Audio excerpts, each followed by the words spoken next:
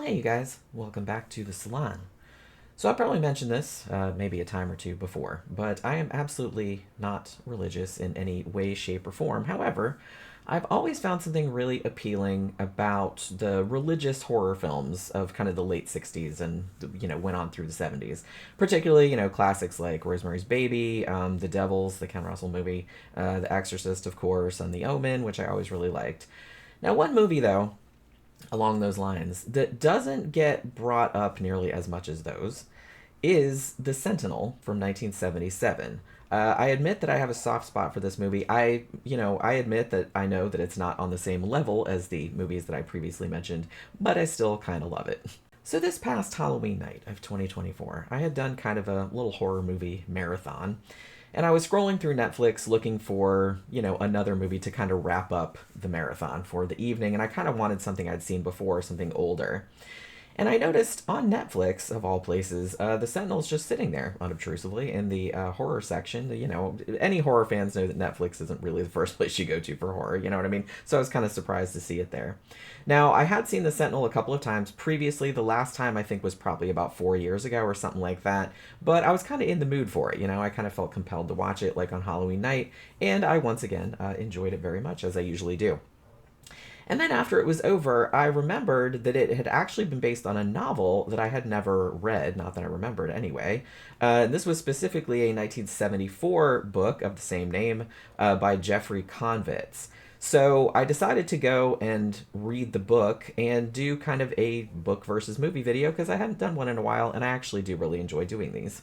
Now, I'm going to say that Jeffrey Konvitz himself co-wrote the screenplay for the film, along with the director, Michael Winner, who probably best known for Death Wish. So the movie is pretty close to the book in most regards. There were a few changes.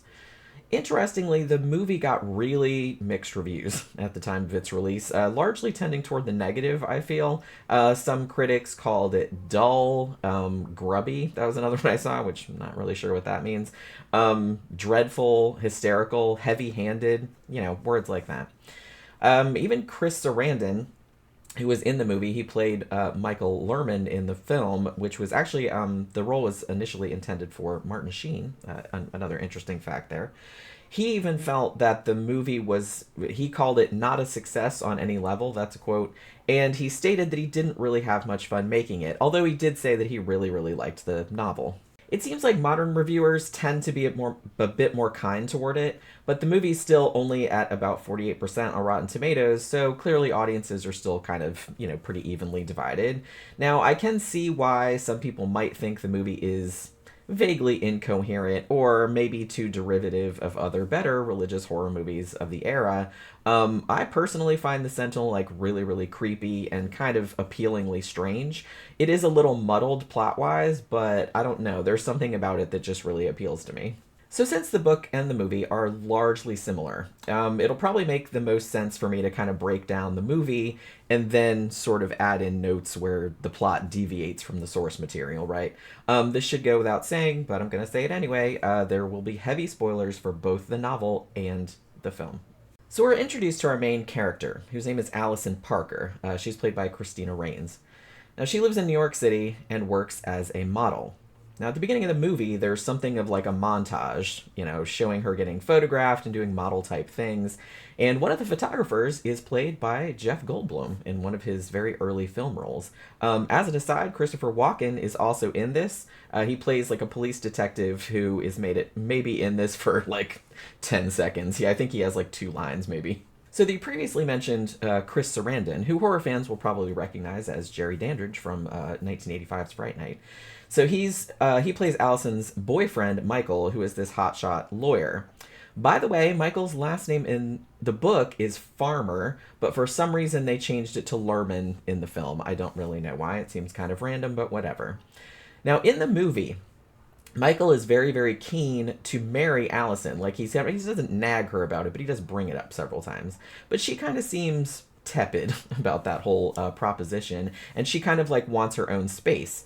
And so that's why she starts looking for her own apartment instead of moving in with him, which is kind of what he wants her to do. This is slightly different in the novel. I believe Michael does ask her to move in with him, like at least once, but he doesn't really press her about her wanting to live alone. Like, he doesn't get all up in her grill about it, and he doesn't seem as motivated to marry her as he does in the movie. I'm not even sure if he mentions it. In fact, in the book, he honestly seems to be gone a lot, like on business trips, and is a little bit sort of checked out of the relationship. At least that's kind of how I read it. Now, in the book, it's slightly different because Allison starts looking for the apartment after she returns to New York City following her father's death. What happened was, prior to the events of the novel, she actually went back to her hometown, which was in the Midwest somewhere. I think it was Ohio, but please correct me if I'm wrong. So she went back there after her father died, and she wasn't sure that she would be returning, which is why she let her New York City apartment go and had to rent another one when she got back. So she had ended up being gone for like 4 months. So the book actually starts here with her coming back to the city after having been away for 4 months, whereas the movie has her still living in the city, like, from the jump. Now, Allison's dad dies in the movie too, but it happens later after she's already moved into her own apartment. It's also revealed pretty early on in the movie that Allison, when she was, I guess, like a teenager, they said it was 5 years before, but I think she was supposed to be 26 and she looked younger in the flashback. But she had caught her father in bed with two women, like, you know, he was cheating on his wife, but she caught him in bed with two women when she was a teenager, and then her father, like, subsequently freaked out and, like, tried to strangle her. And she attempted suicide, like, shortly after this incident. Now, the same thing happens in the book, but the information about it doesn't come out until about the halfway point of the book, after Michael has kind of been haranguing her about not telling him about whatever the trauma was that caused her to leave her home, like in the Midwest. So he actually hires a private investigator who, you know, factors into the plot later on to find out what happened to her. And after he says, "Hey, I've hired this private investigator and I know everything," that's when she finally admitted what the trauma was and what the relationship with her father was. So anyway, in both the book and the movie, Allison sees an ad for a furnished apartment in an old brownstone in Brooklyn Heights, and she goes to look at it. And she is accompanied by the real estate agent, Miss Logan, who's played by Ava Gardner in the movie. Their interaction is pretty much the same, like in both mediums. It's a bit longer in the book, as it usually is. And there's kind of a similar thing where Miss Logan initially offers the apartment, like, for a higher price. I mean, it was still, like, ridiculously low. It was 1977 in the movie, so I think it was like $600 for this massive fucking apartment in New York City. And I was just like, wow, those were the days. But yeah, I mean, I know, like, it's a lot different. But yeah.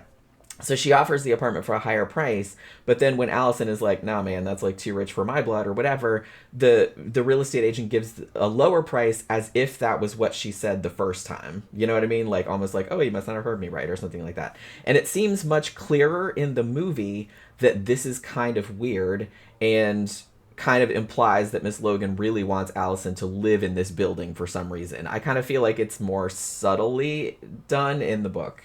So Miss Logan also tells Allison that there's a blind priest named Father Halloran, who's played by John Carradine in the movie. He lives on the 5th floor, and he's a recluse, and he never comes out of his apartment. Like, nobody ever sees him. At least, you know, in the halls or anything like that. So in both the novel and the movie, Allison, when she goes out of the building, she, like, turns around and sees him, like, sitting very creepily, like, out the window, like, looking out. Obviously, he can't see anything because he's blind. But he's always sitting there, like, completely still, looking like he's looking out the window. So not long after moving in, there's this elderly man named Charles Chazen. In the movie, he's played by Burgess Meredith. And he comes to her door and says that he's her neighbor. So he's this very chatty, kind of eccentric old coot. And he has this little parakeet on his shoulder. His name is Mortimer, which I thought was very funny. I was like, yeah, he looks like a Mortimer. And he has this black and white cat, like, that he's carrying named Jezebel. So he basically, like, invites himself into Allison's apartment, you know, and starts poking around, you know, as you do, I guess. And he's just kind of prattling on about this and that. Allison actually does find him oddly charming. I think if this happened to me, I'd be like, get the fuck out of my house immediately. But you know what I mean. It's a different time, I guess. And he tells her about the different tenants of the apartment who she has not met yet. And it's very obvious that he does not like the priest that lives on the 5th floor. Now, after he leaves, Allison notices, to her amusement, that he has left a framed photograph of himself in a tuxedo, like on her mantelpiece, which I thought was very funny. So this whole thing, this all happens in the book too, but their interaction goes on a lot longer. Like Charles ends up staying for like an hour and pretty much like boring her to tears with his life story. Although she still does weirdly find him kind of endearing for all that. Also in the book, when Charles Chazen shows up, she's actually making a special dinner for Michael because she hasn't seen him in a while, or he's been out of town or something like that. I can't remember exactly. And so she's making this really fancy dinner for him, and he's running really, really late. And, you know, as usual, it's implied that he's kind of always late, and he didn't bother to call to tell her. So in general, I feel like Michael is a way bigger douche in the book than he is in the movie. He's a douche in the movie too, but not to the extent that he is in the book. And also in the book, like Allison is way more in love with him. In the movie, like I said, she's kind of like, maybe, you know, she doesn't really want to marry him and she kind of wants her in space and blah, blah, blah. So she seems like she's not super sure about it. But in the book, she's a lot more in love with him, despite him being like a giant jackwad.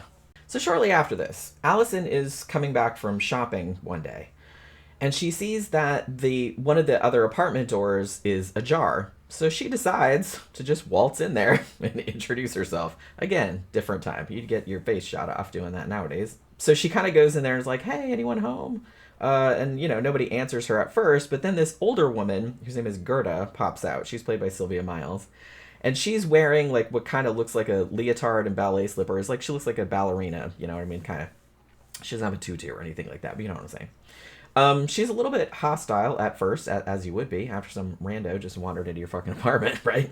But, you know, Allison is like, oh no, I'm just your new neighbor, and I just was trying to meet everybody and everything like that. So after that, Gerda kind of softens to her, and it's like, oh, well, you have to stay for coffee now. Like, I insist. You can't leave. You know what I mean? It's a little bit threatening. Now, accompanying Gerda is a younger woman named Sandra, who is also wearing a leotard and tights, like, and it's red. Now, this woman is played by Beverly D'Angelo. I believe this was her film debut. She's pretty young. So this woman, Sandra, does not speak at all and basically just stares at Allison, like, pretty disconcertingly, actually. So they kind of have a little bit of small talk, and then Gerda goes into the kitchen, like, to get the coffee.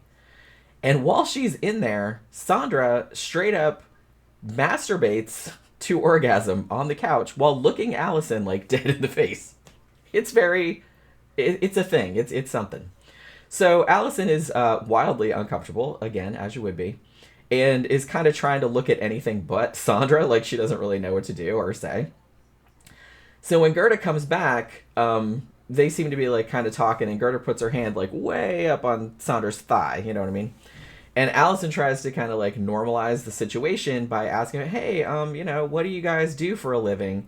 And Gerda says, we fondle each other. At this point, Allison kind of gets freaked out and leaves, you know, again, probably as you would. So this is similar to what happens in the book, but in the book, the incident goes on way longer and actually gets a lot more heated, like it's a lot more dramatic.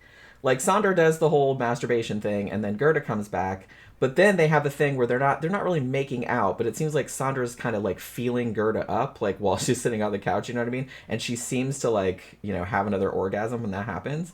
And then Allison is absolutely disgusted, and she directly confronts them about what perverts they are. She doesn't do this in the movie. She just kind of excuses herself kind of awkwardly and gets the fuck out of there. So, yeah, so she's a lot more direct, like, in the book than she is in the movie.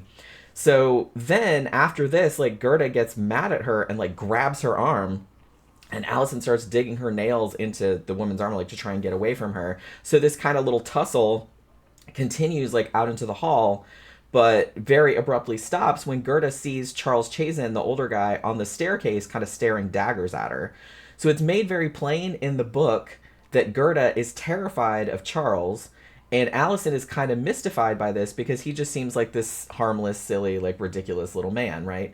So Charles tells her later that the women are evil and that she should stay away from them. And Allison actually has terrible anxiety for a while, like afraid that she's going to run into the women again, like when she's coming back into the building. So none of that happens in the movie, like at all. Yeah, and just a heads up, this book was written in 1974. So it will probably not shock you to discover that it's pretty homophobic. The women are hardly ever referred to by their names. They're almost always called the lesbians. And both Allison and Michael actually refer to Gerda as a dyke at various times, and once as a bull dyke. I think Michael calls her that. And Allison also gets icked out, like, later on, thinking about the women having sex, like, in their apartment. So I'm going to say that obviously, even though the behavior they exhibited in front of Allison is indeed perverse and obviously very inappropriate, the book kind of seems to imply that the women are perverts just because they're lesbians, not because of that weird shit that they pulled. The movie is actually a lot better in this regard, but it's still not super great, you know? So Allison has been working on her modeling gigs since moving into her new place. But she's been having some weird, like, physical symptoms. Like, she's been having really bad migraines and fainting spells and just general kind of malaise and depression, maybe. So it's starting to kind of affect her job. And Michael is kind of trying to figure out what's wrong with her. She goes to a doctor and gets pills and stuff like that, but they don't really seem to be helping. It should be noted, too, that remember how I said when she was a teenager that she caught her dad in bed with the two women and she attempted suicide? That was only the first time that she had done that.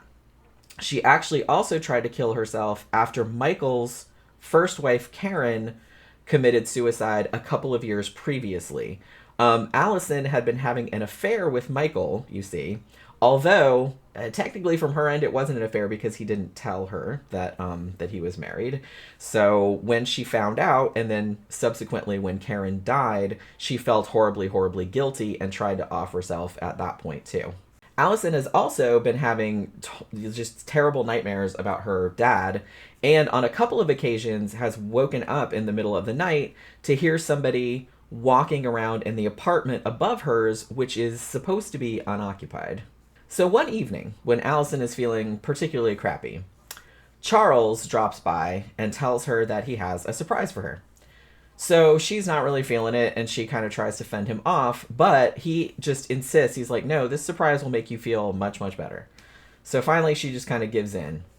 And she goes with him back to his apartment, and he has set up a very elaborate birthday party for his cat, Jezebel.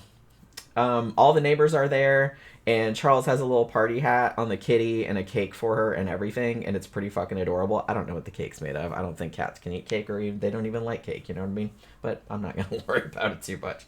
So he kind of like puts on some old timey music, and him and Allison dance like while the other neighbors are like, you know, whooping and hollering and stuff. And she has to admit that she actually is having kind of a pretty good time after all, as weird as this whole situation is. Now, notably, in the book, Gerda and Sandra, the lesbians, are not at the birthday party because obviously Charles considered them evil. Now, in the movie, because that whole exchange never took place, the two women are at the party along with the rest of the neighbors, like it's treated completely normally. The other residents are Malcolm and Rebecca Stinnett, who used to live in the building but have since moved away. In the book, I don't think they ever lived there, but they just came to visit their friends. There are two sisters named Lillian and Emma Klotkin, and there's this cranky old bat called Mrs. Clark. At one point, and I always thought, the many times that I've seen this movie, I always kind of wondered about this. Because at one point, Allison comments that she's never seen a black and white cake before, because the birthday cake is black and white. And then Mrs. Clark says very cryptically, black and white cat, black and white cake, because Jezebel is a black and white cat, right? She says this in the book, too. But, like, in the movie, Allison even remembers this line, like, later on. Like, when she's having a nightmare, like, you know what I mean? They do, like, a voiceover of all this shit she's heard, and that's one of the lines. And it's weird because it seems like that line is, like, set up to mean something specific, but it's not explained in either the book or the movie, like, why that particular line was treated with such significance. So, if you know, please tell me, because I've always really wondered about it. So as the story goes on, Allison's health, both her mental and physical health, seem to be kind of declining. Like, in the book, it's kind of made clear that her skin and her eyes in particular are kind of like drying out or something like that. I don't think that detail is mentioned in the movie specifically. And she's still hearing somebody walking around upstairs. She's also getting kind of weirded out by the other tenants, so she decides that she's going to contact Miss Logan, the real estate agent, and see if there's anything that woman can, like, tell her about the tenants. So the two of them meet up at a coffee shop, and Allison kind of gives Miss Logan kind of the rundown of all the weird shit that's been going on. Now, at this stage, in both the book and the movie, there's a massive plot twist. Miss Logan insists that other than Allison and the blind priest that she mentioned earlier, nobody lives in the building at all. She says there have been no other tenants for the past 3 years.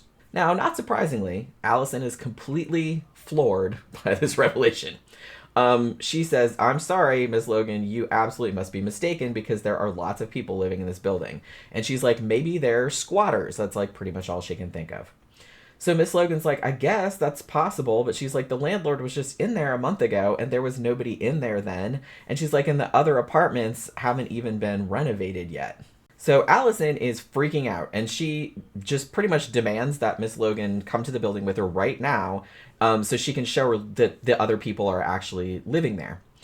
So Miss Logan is obviously pretty annoyed, but she finally is just like, fine, if it'll get you to shut up, I'll just go with you right now. But when they get to the brownstone, Allison discovers that Miss Logan is indeed correct. All the other apartments are empty and have clearly not been lived in for a very long time because there's just layers and layers of dust everywhere and hardly any furniture.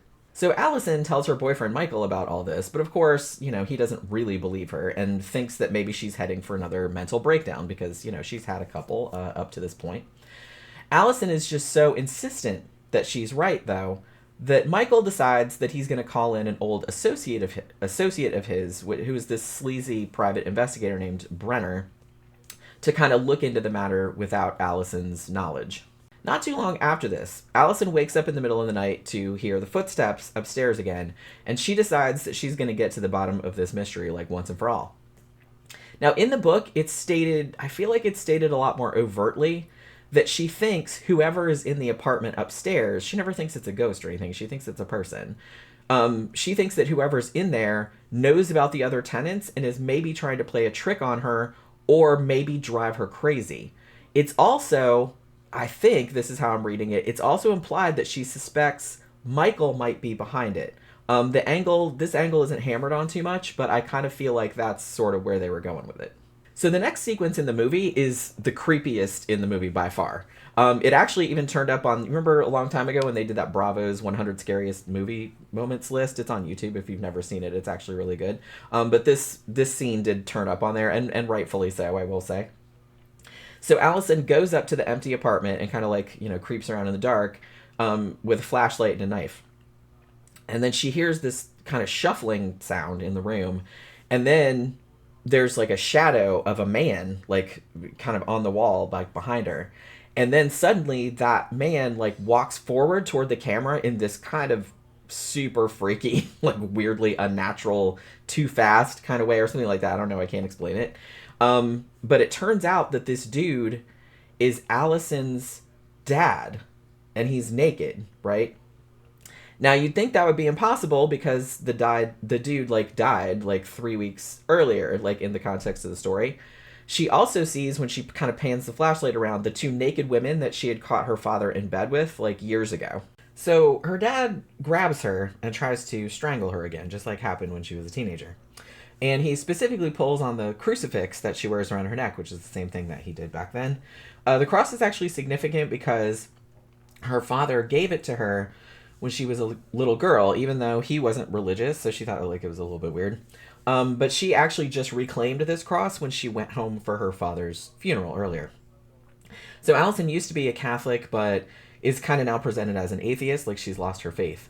So with all the weird shit happening, though, Allison has kind of found herself, over the course of the story at various times, sort of drawn back to the church. And she even goes to confession at one point to kind of make herself feel better. Now, in the book, she actually goes to this real lengthy actual confession where she goes in the booth and everything like that. But in the movie, she just ends up briefly talking to this priest in a church who later turns out not to be a sanctioned priest there. This is a plot point that will play somewhat into the narrative later on. So when her dead dad grabs her, she starts stabbing him with the knife that she brought with her. And then she panics, runs out in the street screaming hysterically and kind of collapses in the road. So neighbors kind of come running out and they call an ambulance and she gets taken to a hospital. And she tells the doctors and the police that she stabbed her dad in the empty apartment. When the cops check, though, absolutely nothing in the apartment is disturbed. There's no blood, there's no body, there's no nothing. And even there's a little bit of blood on her nightgown, but they find that it's her own blood type. So Michael tells the cops that Allison couldn't have killed her father because he died 3 weeks ago, like in another state. So the cops start to suspect that Allison might be having a nervous breakdown. Now, this kind of situation is sort of complicated by the fact that one of the cops who is working on the case, whose name is Detective Gatz, has this big hate boner for Michael because he believes wholeheartedly that Michael actually murdered his first wife, Karen, and made it look like a suicide. Now, Gatz is very, very salty that Michael supposedly got away with this, and he's kind of become convinced that he might be trying to do the same thing to Allison, and he kind of wants to get this guy because he thinks this is the one that got away, you know? Now, shortly afterward, the cops find Brenner, the private investigator, they find him dead, like in a car in a vacant lot, like some distance away. He's been stabbed multiple times. And Gatz can't help but wonder if this was the dude that Allison actually stabbed. If so, though, how the fuck did he get way the hell out here? Like, because it's some distance. I don't think they say exactly how far it is, but it's, like, far enough away that, obviously she didn't drive him out there. Now, Gatz questions Michael, knowing full well that Michael knew Brenner and had worked with him on some kind of shady, like, illegal dealings in the past. But Michael insists he has absolutely no idea who Brenner is, and he just refuses to budge from this position, even though it's pretty obviously a lie. Now, I can't remember if a big deal was made about this in the movie. But Miss Logan, the real estate agent, she goes missing on the same night that Allison claimed that she stabbed her dad. It might have been mentioned in the movie that the cops couldn't find her, like when they looked for her, but in the book, Allison goes to her office, like later on, and sees that she hasn't been there in like 10 days, and has kind of, seems like she's fallen off the face of the earth. There's also, when they check, like no record of her anywhere except for her real estate license, which is a legitimate real estate license, but there's really no other record of her anywhere else. Another interesting thing that the investigators discover is that all of the people Allison named as living in the building, who, as we said, don't actually live there, are well-known murderers, like from various eras. In the movie, I think the cops just find this out by researching the names that she gave them, like from their files, because they're like, hey, that name sounds kind of familiar, like, let's look that up, kind of thing. In the book, though, there's kind of another scene where Michael takes Allison for a long walk, like, because she's not feeling good or whatever, and they end up in this kind of seedy wax museum. And in the museum, Allison recognizes a wax figure of Anna Clark, who is a murderess, and this is the same woman that she met at the cat's birthday party. But this woman has been dead for many years. She's like from the 20s or something like that. Now, it's this incident in particular that makes Allison suspect that Michael is trying to drive her insane, because she thinks it's too much of a coincidence that they happen to end up in this random wax museum that happened to have a figure of Anna Clark in it. She thinks that he must have taken her there deliberately. And I will admit that in the book, Michael is super shady, like more so than he is in the movie. And it's almost implied that he is up to something. But then again, like several sequences are from his point of view. And it really does, in the end, seem that he does have Allison's best interest at heart, no matter how shitty he is otherwise and how, shady he's acting. So because of one thing and another, Michael is now convinced that something very bizarre is going on in Allison's apartment building, and he kind of vows to get to the bottom of it. So he's a lawyer, so what he does is he pretends to be representing someone who left like some money in their will to Father Halloran, who is the blind priest. In the book, I think he pretends to be representing David Caruso, not the actor, but David Caruso is the name of the landlord in the book who owns the building. And he was claiming that Halloran's rent isn't being paid or something like that, and he's trying to sort it out. So Michael goes to the Archdiocese of New York to get some info on Father Halloran, since the priest won't, he goes and knocks and the priest won't open the door, and it's like he never comes out of his apartment. Nobody ever sees him, right? So he ends up meeting up with this dude, Monsignor Franchino, who is, incidentally, the same priest who Allison spoke to earlier, the one who technically wasn't attached to the church that she was in. So Franchino seems pretty friendly and helpful and everything like that, but none of the information that he gives about Halloran is particularly useful. So Michael starts to suspect that the dude knows more than he's letting on, so he kind of plans to get the scuttlebutt in like some other way, maybe illegally. Now, after Allison is released from the hospital, Michael accompanies her back to her building, and they're doing kind of like a little, she's showing him all the apartments, you know what I mean? Yeah, I thought that Chazen lived in here, and it's like, this is where the table was, and this is where the birthday party was, and blah, blah, blah. So she's kind of showing him around. Now, in this empty apartment that she says belonged to Charles Chazen, the old guy, Burgess Meredith, she starts kind of idly, like, pulling books off the shelf, because there's still some, like, furniture in there, but most of it's gone. So she kind of is laughing about the books and kind of chucking it at him or whatever. And then she hands one of the books to Michael, and she says, oh, here's this one for variety. And he's like, what are you talking about? What do you mean, like, for variety? And she's like, look, all the pages are the same, and they're all in Latin. Like, she's like, they're all in Latin, but they say the same thing, like, on every page. So Michael looks at the book, and he's like, what the fuck are you talking about? It's just like a regular book. All the pages are different, and they're in English. I don't know what the fuck you're looking at. You're crazy. But Allison she's very, very insistent that she sees what she sees. No, it's in Latin, and it says the same thing on every single page. So he's kind of like, huh. So he's like, tell you what. He gives her a piece of paper and a pen. And he's like, write down what you see in this book. Like, write it down on a piece of paper. So she indeed writes out several phrases in Latin that have nothing to do with what's actually in the book.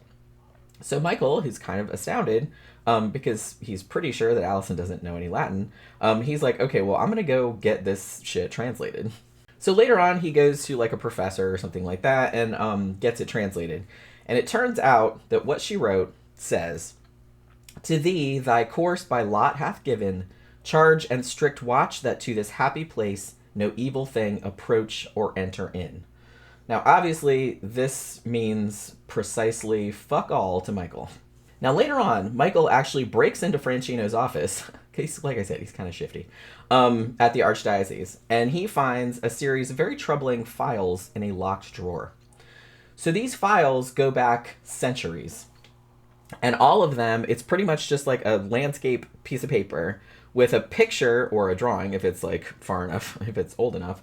It's like a picture of a person with all their information, kind of a psychological breakdown, like where they live, where they were born, blah, blah, blah. And then there's like a report of when that person disappeared.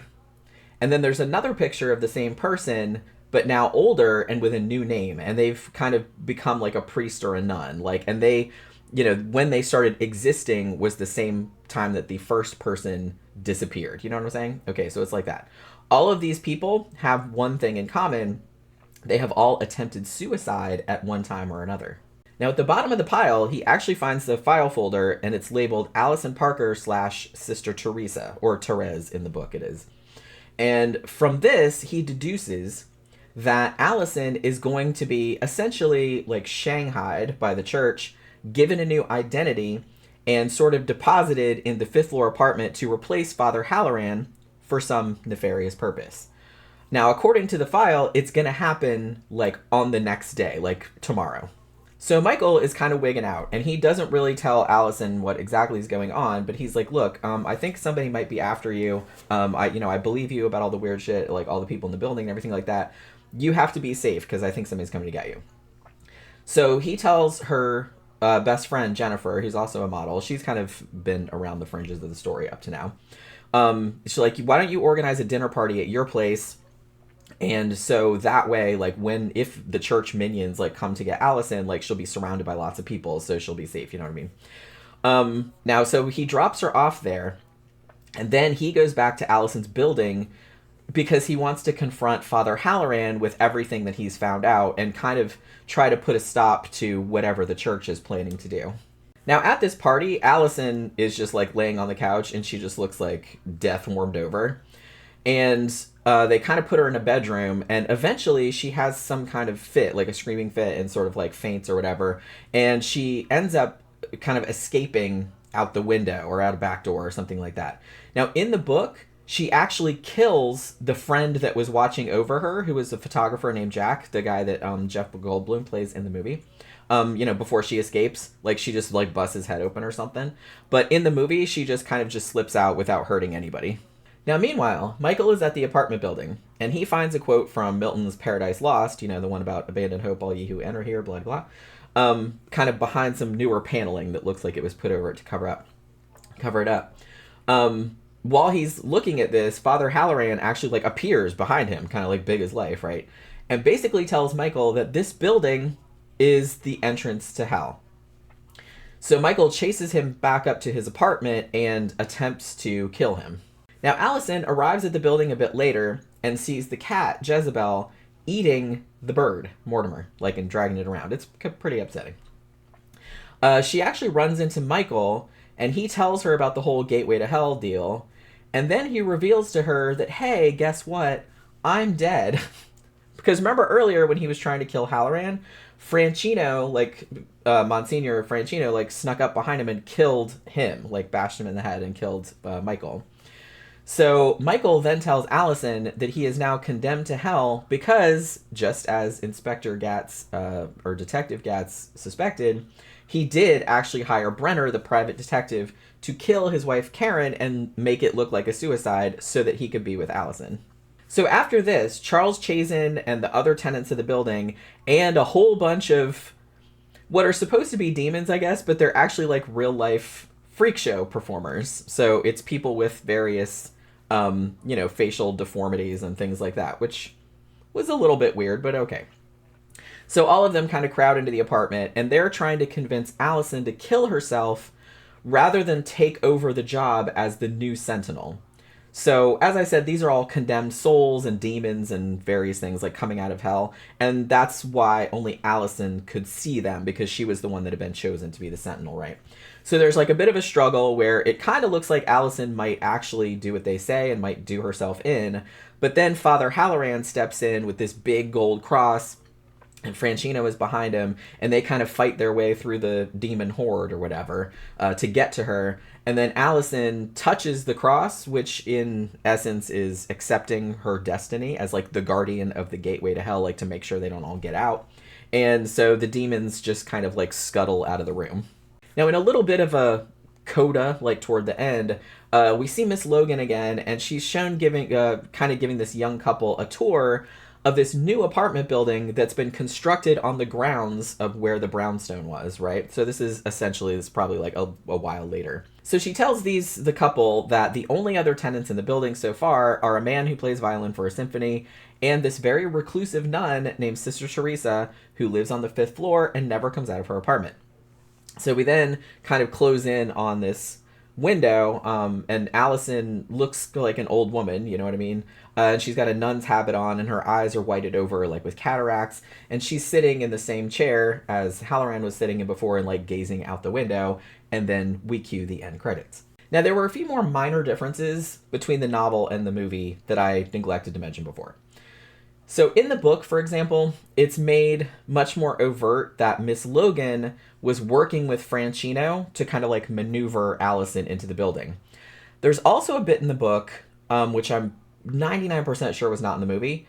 Michael finds out that the initial newspaper ad that Allison saw, advertising the apartment, had in reality never run. It wasn't anywhere in the papers. He found papers from that time, went to the newspaper office, and the ad had never been paid for, nothing like that. The ad didn't run. So that means that stuff was kind of supernaturally engineered so that only Allison saw that. It was just meant for her.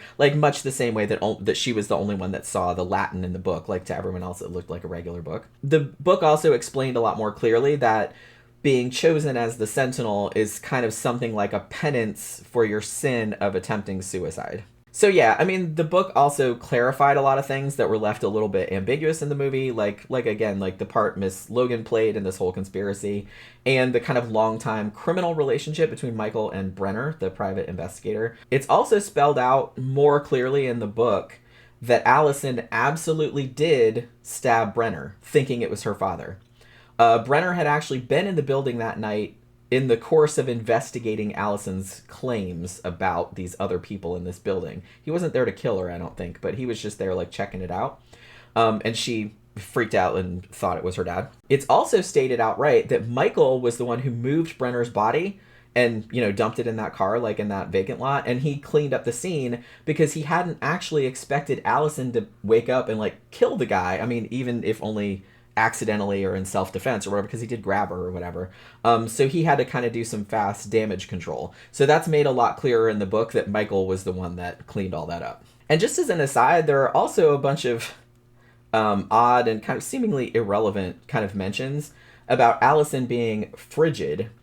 And at one point, Michael says something like, well, we've solved the problem physically, meaning I guess they can have sex normally, but that she still had all these mental blocks that were bothering him, and that was maybe one of the impetus for him hiring Brenner to dig into her past when she wouldn't tell him about this fraught history that she had with her dad that had made her leave home. So as I said, this is actually a very, very faithful adaptation of the book. I guess that's not surprising considering that the book's author also co-wrote the screenplay, so they didn't really change a lot. I kind of feel like the largest structural difference was probably the timing of the father's death. Like I said, it happens much later in the movie than it does in the book. In the book, it happens kind of before the events of the book, and she's just reacting to it at the beginning. And in the movie, it happens later on, like after she's already moved out on her own. And they also reveal, her childhood trauma, like the fact that she had seen her dad, like caught her dad, in infidelity and stuff like that, and then tried to kill herself and stuff. They don't actually reveal that until about halfway through the book-ish, whereas in the movie it's pretty, it's pretty, like, maybe a quarter of the way through, maybe not even that far.